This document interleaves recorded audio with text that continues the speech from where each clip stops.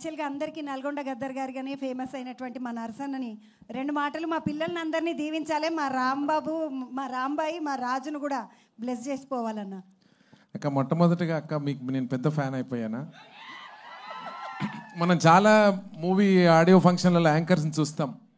వాళ్ళంతా అంటే వాళ్ళు ఒక మోడ్రన్గా మాట్లాడతారు. మట్టి బిడ్డ ఏ మర్మం ఎరగక మట్టిలో పూసిన మందారంలో మా ముందు నిలబడి మన ఇంటి పక్కల ఏదో రామక్క లక్ష్మక్క మాట్లాడినట్టే మాట్లాడేవాక చాలా సంతోషం. మీలాంటి యాంకర్లు ఈరోజు మీ అందరి ముందు మీ అది రావడం చాలా సంతోషం. మరీ ముఖ్యంగా రాజు విడ్స్ రాంబాయి ఈ మూవీ ఈ సాంగ్ రిలీజ్ ఫంక్షన్కి నన్ను పిలవడం, నేను రావడం, మీ మధ్యకి రావడం చాలా సంతోషం. మిట్టపల్లి సురేందర్ అన్న, వేణువుడుగులన్న, మీరు రావాలి. ఎందుకంటే మీరు మట్టి గాయకులు. ఈ మట్టి ప్రేమను సినిమాని ఈ సాంగ్ లాంచింగ్ ఫంక్షన్కి మీరు రావాలని చెప్పినప్పుడు మనస్ఫూర్తిగా నేను రావడం జరిగిందన్న.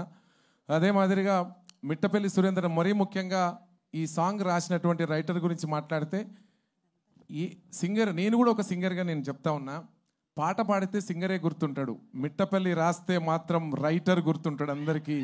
అదే మిట్టపల్లి స్పెషల్ అని కూడా ఈ సందర్భంగా నేను గుర్తు చేస్తా ఉన్నా. మిట్టపల్లి ఈ సినిమాలో అన్ని పాటలు రాసిండని చెప్తున్నారు. ఒక పాట ఇట్లుంటే ఇంకా అన్ని పాటలు ఎట్లుంటాయో అనిపిస్తూ ఉంది నాకు. అన్ని బాగుంటాయి అనేటువంటి నమ్మకం మనకు ఉన్నదని కూడా ఈ సందర్భంగా గుర్తు చేసుకోవాలి.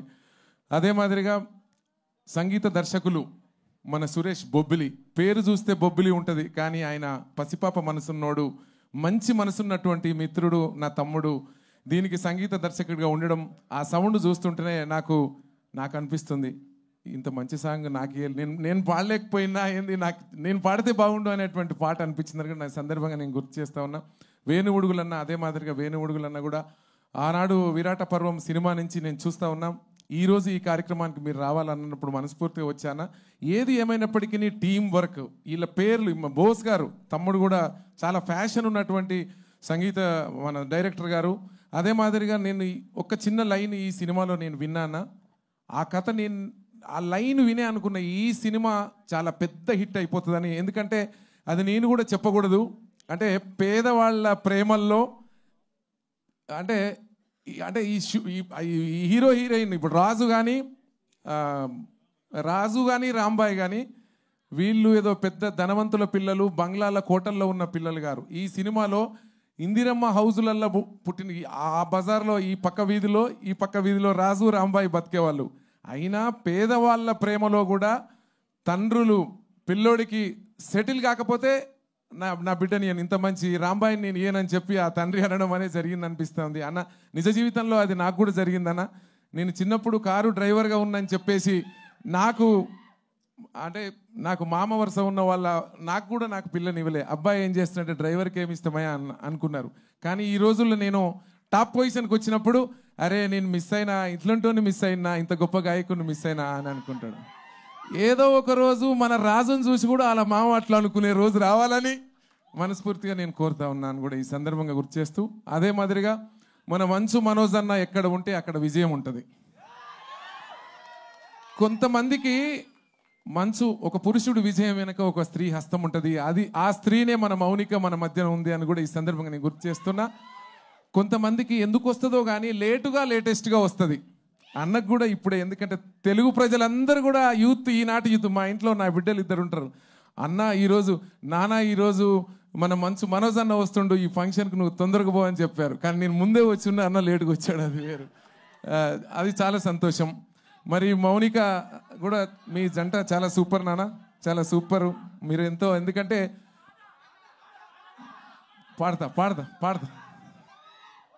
పాడతా మనోజ్ అన్న గురించి చెప్పితే మౌనిక కంట్లో కన్నీళ్ళు ఒలికిపోయినాయి. ఇట్లా ఉండాలి ప్రేమ అని కూడా ఈ సందర్భంగా గుర్తు చేస్తా ఉన్నా. ప్రేమ అంటే ఇట్లా ఉండాలి. మనోజ్ అన్న నువ్వు చాలా అదృష్టవంతుడు అన్న, మౌనిక దొరకడం మీకు ఇద్దరికి కూడా. అదొకసారి గుర్తు చేస్తూ ఈ సినిమాలో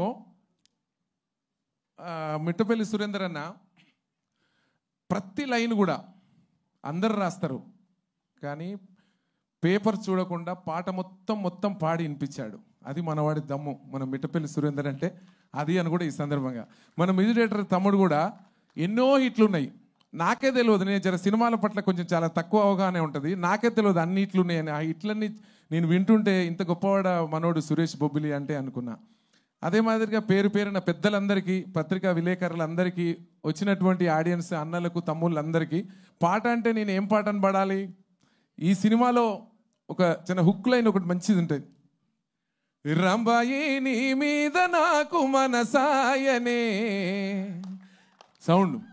రంబాయి నీ మీద నాకు మనసాయనే, ఏనాడు నిన్ను వీడిపోని నీడనైతనే. రంబాయి నీ మీద నాకు మనసాయనే, ఏనాడు నిన్ను వీడిపోని నీడనైతనే. రంబాయి నీ మీద నాకు మనసాయనే, మదిలోన నిన్ను వీడిపోని నీడనైతనే. ఇంత ఇంత గొప్ప పాట నాకు అనిపిస్తూ ఉంది ఈ మధ్యకాలంలో. అన్న అంటే చాలా ఇష్టం. మమ్మల్ని ఇద్దరిని ఒక దగ్గర చూస్తే చాలా మంది ట్విన్స్ అనుకుంటారు.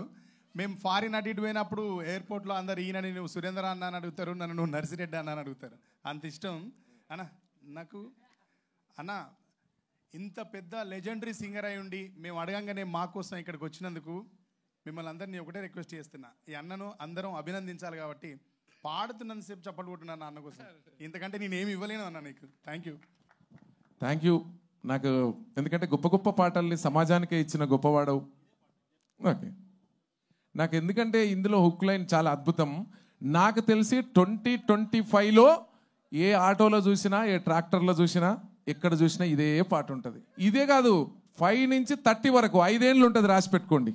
ఎందుకంటే అంత ఇట్టు కాంబినేషన్ ఇక్కడ ఉన్నారు. మన రాంబాయ్ కానీ, మన రాజు కానీ, అన్న పెద్దలు శివాజీ అన్న కానీ, ఇంకా పేరున దయచేసి, నాకు కొంచెం పేర్లు చాలామంది తక్కువ తెలుసు, మీరు వేరే అనుకోవద్దని కూడా ఈ సందర్భంగా నేను గుర్తు చేస్తూ, రాంబాయి రంబాయి నీ మీద నాకు మనసాయనే, రంబాయి నీ మీద నాకు మనసాయనే, ఏనాడు నిన్ను వీడిపోని నీడనైతనే.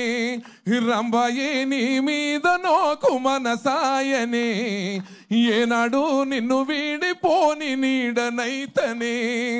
రంబాయి నీ మీద నాకు మనసాయనే, మదిలోన నిన్ను వీడిపోని నీడనైతనే. మదిలోన నిన్ను వీడిపోని నీడనైతనే.